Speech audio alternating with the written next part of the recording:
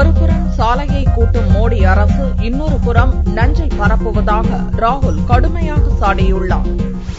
நாட்டின் முதல் பிரதமர் ஜவஹர்லால் நேருவின் 125வது பிறந்த நாள் விழா காங்கிரஸ் சார்பில் டெல்லியில் வியாழனன்று நடந்தது. விழாவில் பங்கேற்ற ஆயிரக்கணக்கான காங்கிரஸ் தொண்டர்கள் மத்தியில் காங்கிரஸ் தலைவர் சோனியா பேசும்போது, காங்கிரஸை அழிக்க நினைக்கும் சக்திகளை எதிர்த்து காங்கிரசார் ஒற்றுமை உணர்வுடன் போராடுவர் என்றார். நாட்டின் ஒற்றுமை, அன்பு தழைக்க பாடுபட்ட நேருவின் கொள்கைகளை அழிக்க நினைப்பவர்களை எதிர்த்து மக்கள் இயக்கம் நடத்த வேண்டியது அவசியம் என்று சோனியா குறிப்பிட்டார்.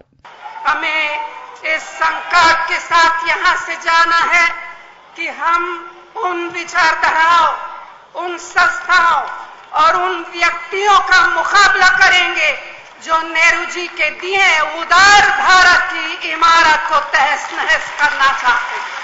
துணைத் தலைவர் ராகுல் பேசுகையில் பிரதமர் மோடியை கடுமையாக சாடினார். ஒருபுறம் சாலையை கூட்டியபடி போட்டோவுக்கு போஸ் கொடுப்பவர்கள், மறுபுறம் மக்களிடையே பகை, விஷத்தை பரப்புவதாக ராகுல் கூறினார். இதன் மூலம் நாட்டின் அடித்தளத்தையே பாரதிய ஜனதா வலுவிழக்கச் செய்துவிட்டதாகவும் ராகுல் குற்றம் சாட்டினார். விடுதலை போராட்டத்தை அன்பால் வென்றெடுத்த ஒரே நாடான இந்தியாவை இன்று கோபாவேசக்காரர்கள் ஆட்சி செய்வதாகவும் ராகுல் வேதனை தெரிவித்தார். இன்று செவ்வாய் கிரகத்துக்கு விண்கலம் அனுப்பியது உள்ளிட்ட இந்தியாவின் சாதனைகள் அனைத்தும் நேருவின் தொலைநோக்கு பார்வையாலே சாத்தியமானது எனவும் ராகுல் கூறினார். விழாவில் முன்னாள் பிரதமர் மன்மோகன் சிங், ஷீலா தீட்சித், ஷகில் அகமது உள்ளிட்ட பலரும் கலந்து கொண்டனர்.